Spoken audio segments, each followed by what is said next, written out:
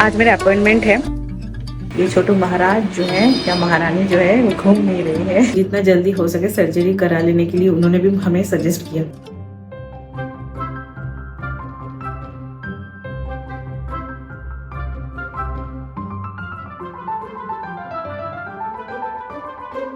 Scan days are very strange. On one hand, there is a fear whether all the reports will be good or not, and on other hand, there is a joy of meeting your baby. So guys, आज मेरा scan day है and scan day पे मैं बहुत जल्दी उठ जाती हूँ। एक्चुअली रात को अच्छे से नींद ही नहीं आती है।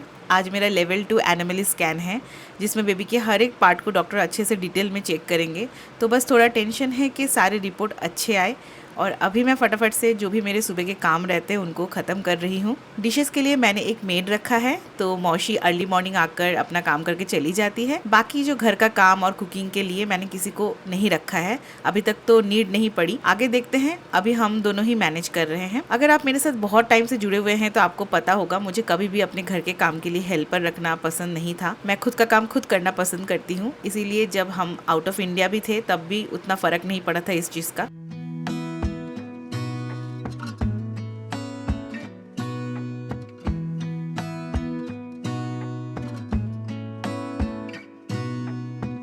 Gonna stay in this moment. Gonna lay here on the grass.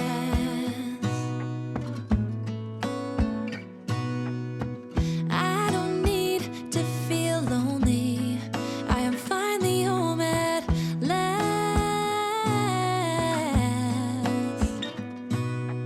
And I don't mind being gone on adventures for a while. No, no. 'Cause the best thing about it is I know I'm coming back. Oh, oh. Of all the magic places in the world I've been to, this is where my heart is. Oh, you know it's true. No matter where I go, I'm coming home to you. Been walking down the street so many times, my feet know every brick and stone. Could wear a blindfold, no matter what I do, I'm coming home to you. And I don't know why, don't know why, don't know why, I'm always feeling homesick. Oh. ये देखिए, कल मैंने ना mango cheese cake बनाया था, बहुत अच्छे से सेट हो गया है। रेसिपी तो मैंने शूट नहीं किया, कभी किसी और वीडियो में ज़रूर से शेयर करूंगी। बाय द वे, ये जो चीज़ केक है ना, ये सत्य के डिमांड पे बना है। 2 दिन से मेरे पीछे पड़े हैं कि उनको चीज़ केक खाना है, और वो भी मेरे हाथ का। फिलहाल मैं ये सारी चीज़ें नहीं खा रही हूँ, थोड़ा डाइट पे ध्यान दे रही हूँ। वैसे हर तरीके का चीज़ आप प्रेगनेंसी में नहीं खा सकते हो, it should be pasteurised. And market में दोनों तरीके के चीज़ मिलते हैं, पास्चराइज्ड एंड अनपास्चराइज्ड। तो हमेशा प्रेगनेंसी में ना चीज़ थोड़ा देख कर खरीदिएगा। वाओ, कितना अच्छे से सेट हुआ है। टेस्ट करके बताओ।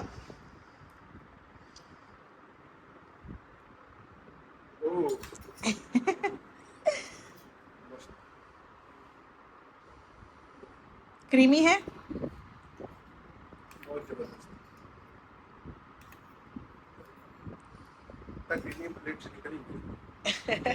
प्रेग्नेंट मैं हूँ, क्रेविंग इनको आ रहा है।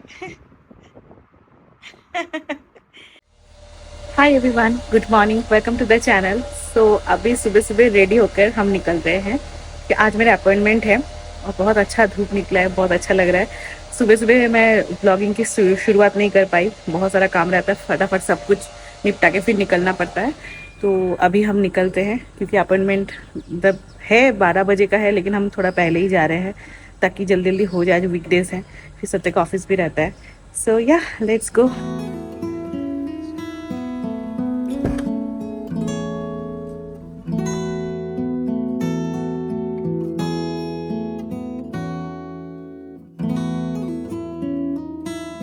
हम लोग आकर बैठे हुए हैं, अभी तक डॉक्टर नहीं आए हैं। और मुझे यहाँ क्या मिला पता है? चंपक। किस किसने ये बचपन में पढ़ा है बताना। मैं तो बहुत पढ़ती थी, तो मैं इसको फिर से पढ़ रही हूँ, बचपन की याद ताज़ा होगी। अब वेट करना है, देखते हैं, थोड़ा टाइम लगेगा आज। अभी दोपहर हो गया है, 2:30 बज गए, लेकिन अभी भी हम लोग फुल्ली स्कैन नहीं हुआ। ये छोटू महाराज जो है या महारानी जो है वो घूम नहीं रही है घूम नहीं रहा है। तब बस हम वेट कर रहे थे, घूम जाए घूम जाए घूम जाए। हम रिक्वेस्ट कर रहे हैं, ये पूछते तो वो हाँ, पूछते। हम रिक्वेस्ट ही कर रहे हैं, बस सुन ले। सो हम लोग घर आ गए एंड हॉस्पिटल में मैंने और व्लॉग को कंटिन्यू नहीं रखा। तो जो लास्ट क्लिप आपने देखा था उसके बाद हम फिर गए थे स्कैन के लिए। एक्चुअली बेबी को पलटना था तो वो पलट गया था, तो सारा स्कैन बहुत अच्छे से हो गया। बेबी बहुत अच्छा है, डेवलपमेंट वगैरह सब सही है टचवुडली। बट मेरे केस में थोड़ा गड़बड़ा गया। मेरा जो सर्विक्स लेंथ है ना वो बहुत ही कम आ गया। मतलब एनटी में जब कराया था तब तो सही था, 3 एटलीस्ट होना पड़ता है, मेरा 2.7 आया है एंड बॉर्डर लाइन इज 2.5। तो मुझे ऐसा लगा कि शायद अभी भी होप है, क्योंकि बॉर्डर लाइन से तो नीचे नहीं गई हूँ ना। तो डॉक्टर को मैंने पूछा कि कोई मेडिसिन वगैरह दे दीजिए या मैं रेस्ट लूँ ताकि वो इंक्रीज हो जाए। तो डॉक्टर ने कहा कि नहीं, वो नहीं हो सकता है, बिकॉज आपकी फनलिंग ऑलरेडी स्टार्ट हो गई है। सो मतलब बच्चेदानी का जो मुंह है वो खुलना शुरू हो चुका है, लेबर कभी भी आ सकता है, बेबी कभी भी आ सकता है। और अभी मेरा 5th मंथ चल रहा है, तो इस टाइम पे अगर बेबी आएगा ना तो बेबी को सर्वाइव कराना इम्पॉसिबल हो जाएगा। तो मुझे कुछ समझ में नहीं आया। फिर सत्य को जब बताया तो सत्य को कुछ समझ में नहीं आया कि क्या रिएक्शन दे। हम तो उस टाइम पे एकदम ब्लैंक हो गए थे, दिमाग काम नहीं करता ये सब चीज़ों में, हमारा भी नहीं कर रहा था। तो मैंने डॉक्टर को पूछा कि आप क्या सजेस्ट करते हो कि क्या कराना चाहिए। तो डॉक्टर ने कहा कि आप एक सर्जरी करा लो, सर्वाइकल सर्कलेज होता है वो वाला ऑपरेशन करवा लीजिए, जिसमें स्टिचेस वगैरह आपके बच्चेदानी के मुंह में डाला जाएगा। तो मैंने बोला उससे क्या मैं फुल टर्म तक पहुंच जाऊंगी, मतलब 9 महीने मेरे कंप्लीट हो जाएंगे उसके बाद बेबी आएगा, उसकी कोई गारंटी है? तो उसकी भी कोई गारंटी नहीं है। तो डॉक्टर कह रहे हैं कि बेबी फिर भी पहले आ सकता है, क्योंकि आपकी ऑलरेडी फर्टिलिटी स्टार्ट हो चुकी है। बट हाँ, एक सपोर्ट हो सकता है, तो ताकि ऐसा हो सकता है कि 1 महीना आप ज्यादा जाओ, और उसको आपको एक्सटेंड कराना पड़ेगा, प्रॉपर रेस्ट वगैरह और बाकी सारे फैक्टर्स है, सब कुछ लेकर ही। मैंने इस सर्जरी के बारे में सुना था, लेकिन 2nd या 3rd मंथ में ही ज़्यादातर लेडीज़ लोगों की ये सर्जरी होती है, एंड बाद में बहुत ही कम लेडीज को सजेस्ट करते हैं, बिकॉज उस टाइम पे ना बेबी बहुत छोटा रहता है, तो टाके लगाना इजी पड़ता है। मेरे केस में हो गया था ये कि मेरा बेबी बहुत बड़ा हो गया है, अभी तो पेट भी आ गया है, 5 मंथ चल रहा है, एंड हाथ पैर बहुत मारता है, क्योंकि मेरा पोस्टीरियर प्लाजेंटा है। तो मुझे समझ में आता है, 4 मंथ से ही मैंने बेबी की मूवमेंट समझना शुरू कर दिया था, तो हाथ पैर बहुत मारता है। तो इस टाइम पे अगर टाके लगाते वक्त थोड़ा सा भी चुप किया तो फिर थैला फटने का चांस रहता है, तो वो भी रिस्की है। तो इधर भी रिस्क उधर भी रिस्क, मुझे समझ में नहीं आ रहा कि मैं क्या करूं। डॉक्टर ने ये कहा कि अगर आपको सर्जरी करानी है तो नेक्स्ट 2 दिन के अंदर ही करानी पड़ेगी, क्योंकि इसके बाद 6वां महीना शुरू हो जाएगा। तो इन दैट केस फिर और ये ऑपरेशन नहीं करते हैं डॉक्टर। तो इसीलिए मुझे जो भी है, मुझे 2 दिन में सोच के डॉक्टर को बताना पड़ेगा।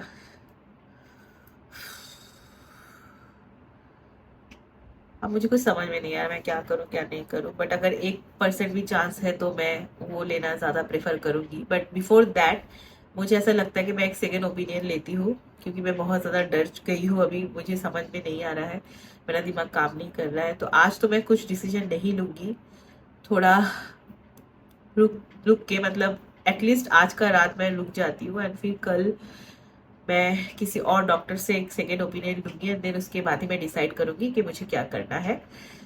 सो यार, मैंने व्लॉग को शुरू तो किया था अच्छे नोट पे, बट मुझे पता नहीं था कि एंड होते होते इस तरीके का हो जाएगा। तो एनीवेज अभी मैं इसको एंड नहीं कर रही हूँ, कल देखते हैं, जो भी डिसीजन रहेगा वो इसी व्लॉग में ही मैं बात करके फिर इस व्लॉग को ख़त्म करूँगी। गाइस, सो आज नेक्स्ट डे है। तो कल मैंने आप लोगों को जैसे बताया था कि किसी दूसरे डॉक्टर से हम कंसल्ट करेंगे, सेकेंड ओपिनियन लेंगे, और उसके बाद ही कुछ डिसाइड करेंगे। तो सत्य को अपने कलीग से एक डॉक्टर के बारे में पता चला, एक्चुअली उन्होंने रेफ़र किया, तो हम उनके पास ही गए थे, अब भी जस्ट आए हैं। तो उन्होंने भी आज टेस्ट वगैरह किया मेरा, एंड उन्होंने भी वही सेम चीज़ कहा कि बहुत ही शॉर्ट हो गया है। इनफैक्ट कल से आज और ज़्यादा शॉर्ट आया है, कल तो 2.7 था, आज 2.5 हो गया है। तो धीरे धीरे बहुत डिक्रीज हो जा रहा है। तो जितना जल्दी हो सके सर्जरी करा लेने के लिए उन्होंने भी हमें सजेस्ट किया। तो सर्जरी हो रही है, इतना तो फाइनल हो गया, लेकिन उन्होंने भी वही कहा कि उसकी कोई गारंटी नहीं है कि उसके बाद भी फुल टर्म तक चला जाए, वो आपको ही लेकर जाना पड़ेगा, बहुत ही कॉशनली, मतलब बहुत सारी चीज़ें हैं जो मेंटेन करनी पड़ेगी, वो मैं आप लोगों को किसी और वीडियो में बताऊंगी। तो फाइनली हमने डिसाइड किया है घर आने के बाद कि हम लोग सर्जरी कराएंगे। एक्चुअली उनके क्लिनिक से निकलने के बाद ही हम लोग डिस्कस कर रहे थे, घर पे फ़ोन किया, घर में बताया एंड मैं तो बहुत रो रही थी, मतलब मुझे बहुत डर लग रहा है अभी भी इनफैक्ट, बट अभी मैं थोड़ा सा खुद को कंट्रोल कर रही हूँ एंड मुझे थोड़ा स्ट्रांग रहना पड़ेगा इन सब चीज़ों में। तो इसीलिए, क्योंकि देखो मैं अगर ज़्यादा टेंशन लूँगी, स्ट्रेस लूँगी या फिर रोऊंगी तो मेरे बेबी के लिए अच्छा नहीं है। तो इसीलिए अब जो होना है वो होना ही, अगर 1% का भी चांस है तो मैं वो चांस जाने नहीं दूंगी, मैं उसको ही कंटिन्यू करूँगी। तो लेट्स सी, जो होगा ऊपर वाले की जो भी मर्ज़ी रहेगी, देखते हैं। तो सर्जरी हो रही है, इतनी फाइनल हो गई है और जो डॉक्टर के पास मैं पहले दिखा रही थी वहीं से ही मैं करा रही हूँ। तो मैंने उनको कॉल किया था ऑन द वे में, तो उन्होंने कहा कि क्योंकि मेरा एक मेडिसिन चल रहा है इकोस्पिन, तो वो ना ब्लड थिनर है, तो उसको मुझे पहले तो बंद करना है 48 आवर्स, उसके बाद ही सर्जरी हो सकती है, नहीं तो ब्लड लॉस बहुत हो जाएगा।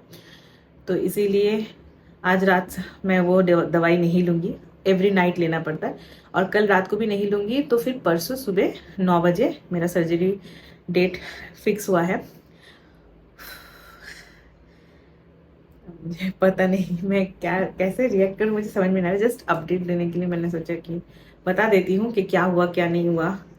तो इस ब्लॉग को यहीं पे एंड करते हैं। चलो गाइज, आप लोग भी थोड़ा प्रे करना मेरे और मेरे बेबी के लिए कि सब सही से हो जाए। तो मिलते हैं नए ब्लॉग में। Bye bye guys.